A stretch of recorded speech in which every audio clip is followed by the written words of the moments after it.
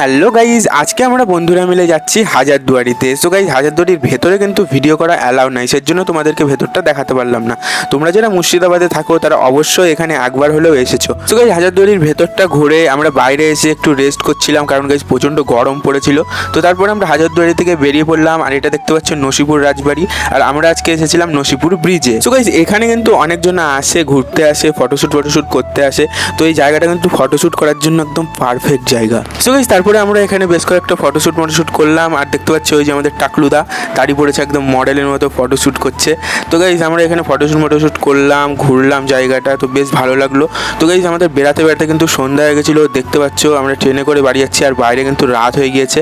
তো গাইজ, ট্রেনটা কিন্তু পুরোটা ফাঁকা ছিল। আমরা 4 জন ছিলাম, আর সামনে ওইখানে 2 জন ব্যাস শুয়ে আছে, আর এই বগিতে আর কেউ ছিল না। সো তারপরে আমরা কাশিমবাগ স্টেশনে নেমে পড়লাম। সো গাইজ, ভিডিওটা আজকের জন্য এত দূরই ছিল। ভিডিওটা ভালো লাগলে চ্যানেলটাকে সাবস্ক্রাইব করে দিও। বাই।